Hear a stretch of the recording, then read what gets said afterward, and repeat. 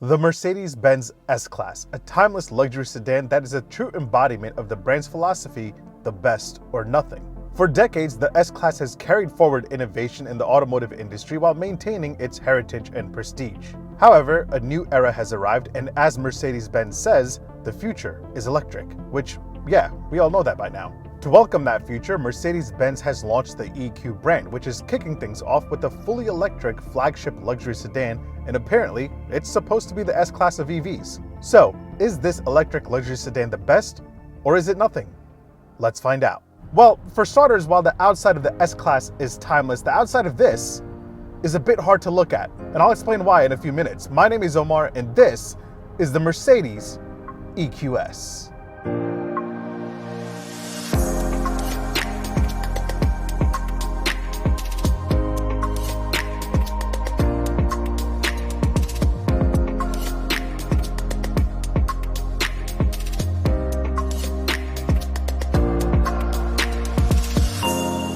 And yes, I know what you really want to know. Is this better than the Tesla Model S? And I can just imagine Tesla fans rubbing their hands, waiting to pounce on the keyboard to comment about Tesla's supercharger network, the range, FSD, the three comebacks you guys swear by.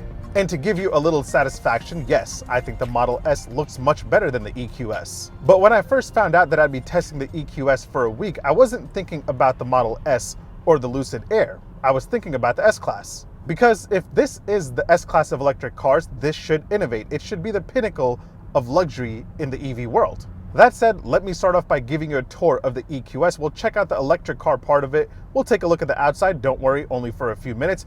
And we'll check out just how hyper the inside can get you. And then I'll give you my opinion on whether or not if this electric luxury sedan should be your next car. Make sure you hit like, make sure you hit subscribe. All right, let's go and do this.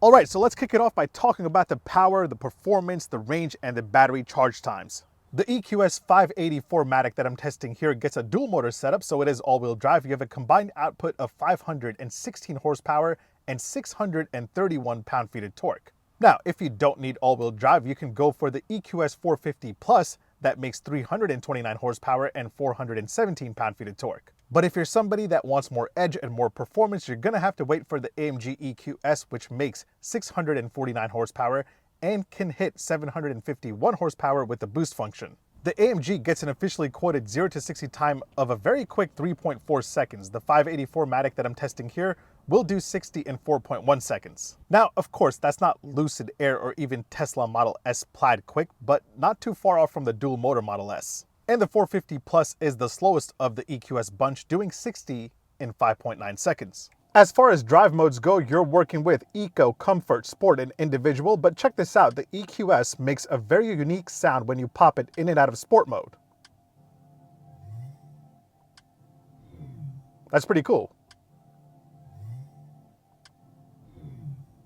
Okay, so let's get into the range. The EQS 450 Plus leads the pack with a total of 350 miles on a full charge, which is pretty impressive. This is the first non-Tesla that I tested that doesn't give you anxiety about range. Of course, Lucid is out there dancing on another planet with 450 to 500 miles of range on their different trims of the Air, but don't forget, you will pay significantly more for that. The EQS 580-4MATIC that I'm testing here doesn't lose too much range over the EQS 450 Plus, delivering 340 miles on a full charge. Now, those are the officially quoted EPA range figures, but I've managed to have this fully charged at 360 miles, so again, you're never too sure about what the actual real-world range will be. All right, so let's get into talking about the charge times. Using a 9.6 kilowatt, 240 volt household setup will take the EQS from 10 to 100% in about 11.5 hours. Now, if you can find a DC fast charger capable of 200 kilowatts, you should be able to go from 10 to 80% in just 31 minutes. And Mercedes-Benz says that the EQS can add over 170 miles of range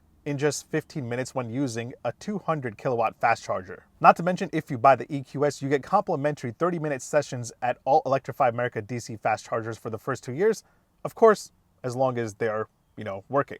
Next up, let's check out the inside of the EQS because that's where you'll find a lot of the cool and interesting bits like the MBUX Hyperscreen. So the Hyperscreen is definitely the biggest party trick for the EQS. The whole setup includes 3 different displays that are covered in a single 56-inch curved scratch-resistant glass surface. But it definitely isn't fingerprint resistant at all. You have a 12.3-inch digital instrument display, a 17.7-inch center OLED touchscreen display, and a 12.3-inch touchscreen display in front of the passenger. Let's start with the 17.7-inch center display because that's where you'll spend most of your time. Now, much like the S-Class, when you get inside, you have a biometric fingerprint reader that will pull up all your seat settings, your drive mode settings, your themes, ambient lighting colors, and much more. Now, the whole system has two display themes that you can pick from. One has a more classical look to the MBUX system, and the new theme called Zero Layer has a bunch of floating widgets on the top of the navigation map. But let's dive in by clicking home and bringing up all the main screens. You have navigation, radio, comfort, connectivity, and all that. And if you're pretty familiar with the MBUX,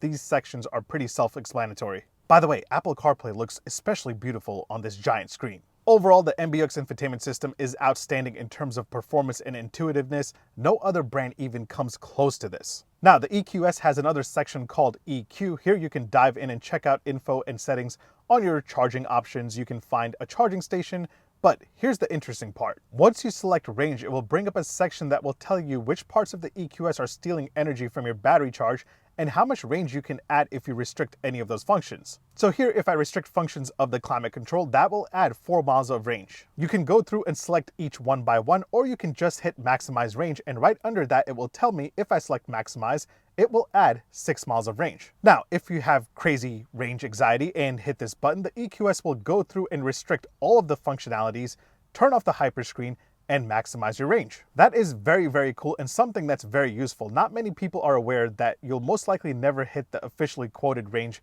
for an electric car because it can vary depending on the various functions that you're using while driving. But the EQS will help you balance all that, so that's very cool. Next up, while we're here, let's talk about sound experience. The EQS has 2 different sound modes, including Silver Waves and Vivid Flux. Right now you're listening to Vivid Flux if you can hear it. I'm just gonna hit the gas and see if it makes an accelerating sound.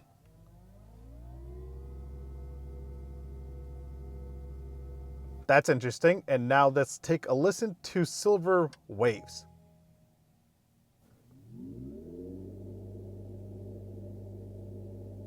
And I don't know if you noticed, those sounds won't only play when you're accelerating or decelerating, they will also play when you're just sitting in the EQS while parked.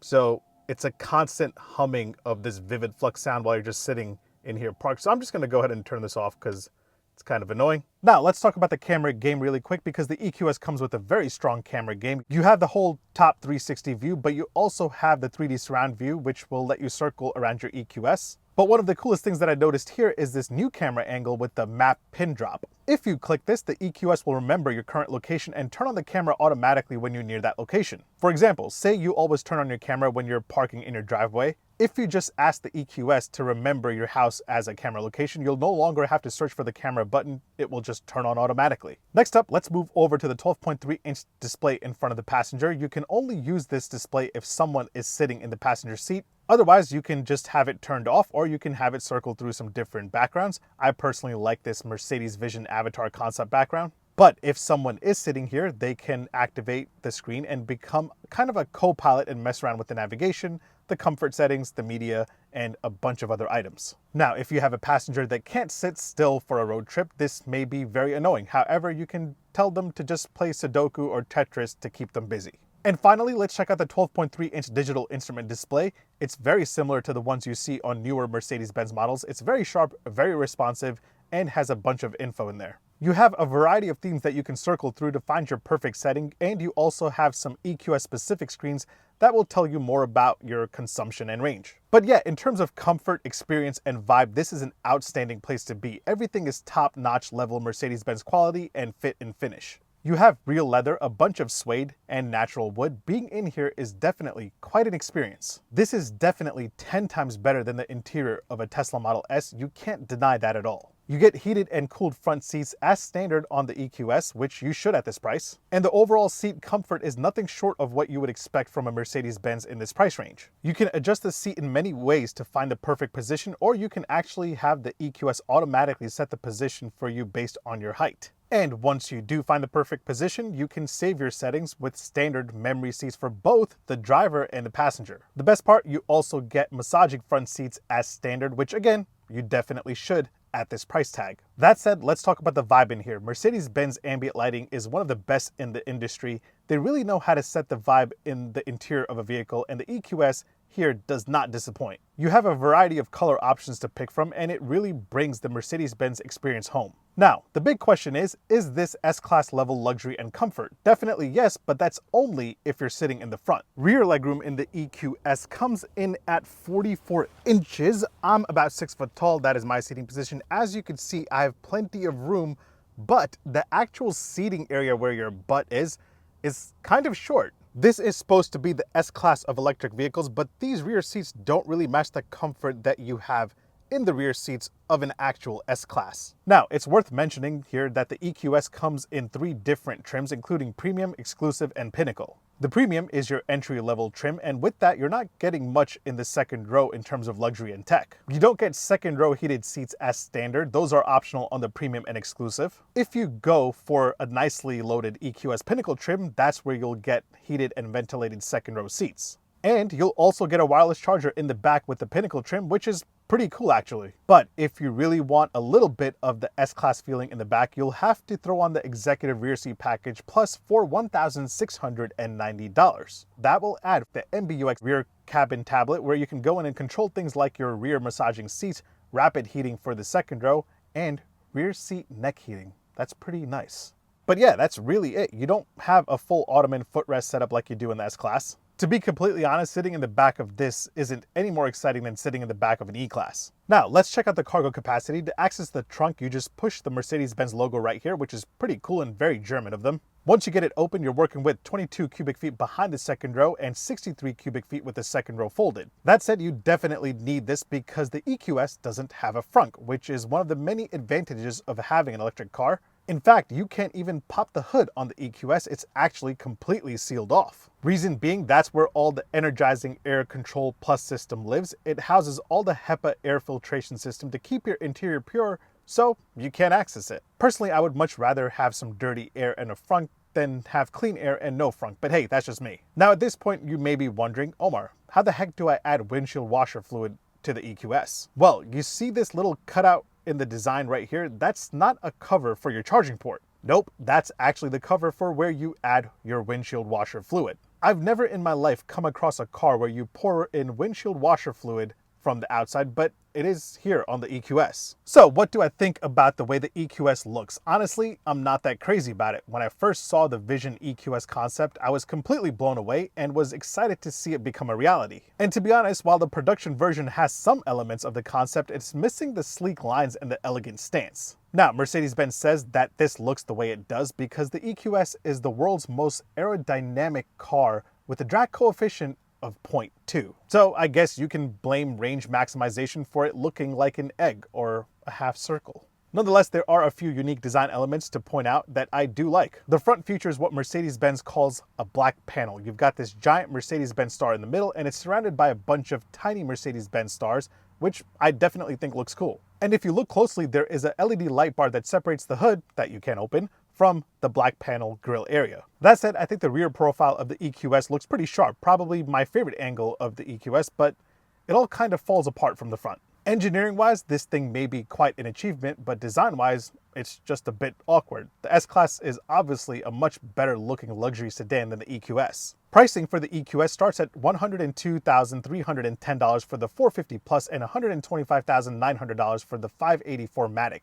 The AMG EQS will start at $147,500. Now, I'm not going to go through and break down the pricing like I usually do because that will take forever, but let's do a quick overview. Again, each model of the EQS is available in 3 trims, including the standard premium trim, exclusive, and pinnacle. So let's run through some standard and optional features that you may care about. Outside, the 450 Plus gets 20-inch wheels that you can upgrade to 21 inches, while the 580 Matic starts off with 21 inches, and you can upgrade those to 22 inches. And that's really it from the outside. Hop inside and you get heated and cooled front seats as standard, along with massaging front seats. Massaging second row seats are optional as a part of the executive rear seat package. You get memory seats for both the driver and the passenger. A heated steering wheel is optional on all EQS models as a part of the winter package. Heated rear seats are optional on the premium and exclusive, but standard on the pinnacle. The pinnacle also gives you standard ventilated seats in the back. You also get dual zone climate control as standard, but if you want 4-zone climate control, you'll have to upgrade to the exclusive or the pinnacle trim. The 64 color ambient lighting system is standard across the lineup. You also get a panoramic glass roof on every EQS.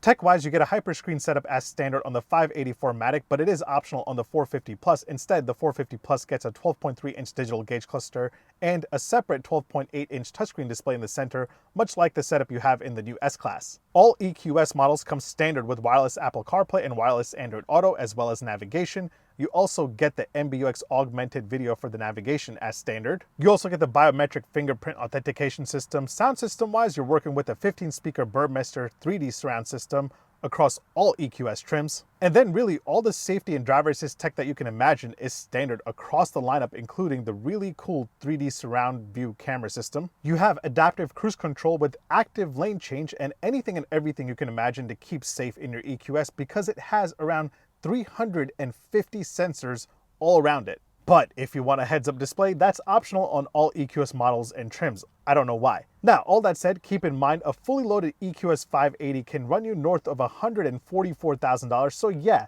this thing can get pretty expensive. Now, before I give you my opinion on how the EQS drives, let me point out a few important daily usability features that I'll have to show all of you. You have 4 cup holders, 2 in the front right there, and then you have 2 in the back in the center armrest. The keys to the EQS look just like any other Mercedes keys. And I don't know if you guys saw, check out my Omar Drives license plate. Looks pretty cool, right? Door open and close sound from the outside, but before we listen to that, the EQS does not have soft closed doors at this price tag, which is kind of disappointing. So, door open from the outside and from the inside. Solid Mercedes-Benz sound. Charging game-wise, you have a lot going on. You have 2 USB-C ports right there and a wireless charger right there where that blue light is. You also have 2 USB-C ports under the center console area, and you also have some storage here with a nice little strap just in case you want to hold down items from sliding around. Front passengers also get 2 more USB-C ports right here in the center armrest, so they have a total of 6 USB-C ports. That's amazing. Those hanging out in the second row have 2 USB-C ports right here. And then again, depending on how you get your EQS equipped, you have a wireless charger right there. It is now time for an indicator and horn sound test, this time here with the 2022 EQS. Indicator first. Same old Mercedes-Benz indicator. Now for the horn sound. Oh man, that is very, very solid. Very S-Class. So yeah, besides the innovative Hyperscreen, which can be a bit overwhelming, but it's still really, really cool, there's not much S-Class about the EQS. The exterior of the S-Class looks better. The interior of the S-Class makes you feel extremely wealthy. While you can drive or be driven in the S-Class, in the EQS, it's probably better just to drive it. So how does it drive? Let's pop it into sport mode and do a quick acceleration. Holy! Now this is where the EQS has a leg up over the S-Class. That was surprisingly quicker than I thought. Wow. You see, electric cars have this preconception that they are all luxury cars, but not all of them are. And while the EQS may not be S-Class luxury, it's still very, very luxurious. And this being electric makes it that much better. Big luxury yachts like the Rolls-Royce Phantom, the Bentley Mulsanne, and even the S-Class can only wish that they could deliver power as smooth as the EQS does. No matter how fast you're going or what mode you're in, I've mostly been driving this in comfort mode. As soon as you hit the accelerator, the power just comes on so smooth and so quick. Power delivery wise, this has to be the best electric car that I've ever tested, probably the best car that I've ever tested.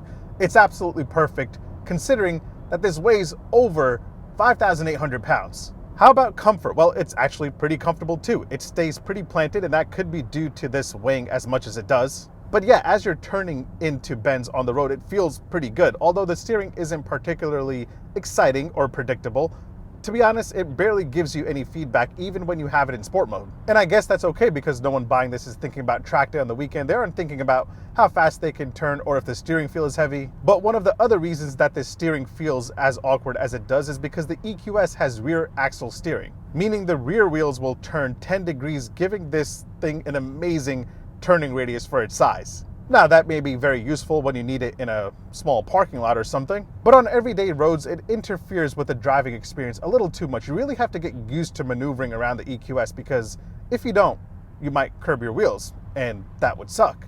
In terms of comfort, this definitely is very smooth as the S-Class. You could still chauffeur a passenger back there. They just won't have all the cool amenities that you get in the S-Class. And the only other issue that I have are the brakes. They are barely there. Again, you have to get used to it. It seems like the pedal changes its positioning, or the braking regen setting drastically changes the feel. It's okay for when you're just driving around town, but when you need to make an urgent stop, it doesn't leave you feeling very confident. And most people might not even notice it as much as I do since I test so many cars, but as a daily driver, this thing is extremely comfortable and extremely butter smooth. It's definitely S-Class level comfort when you're just driving it around. That said, all these things that I just mentioned won't really matter to the actual EQS shopper. And that's not to say that they're not in tune with their driving. They know exactly what they're buying, a really expensive luxury sedan that's a statement maker. Because at the end of the day, this is still the best luxury EV that you can buy right now.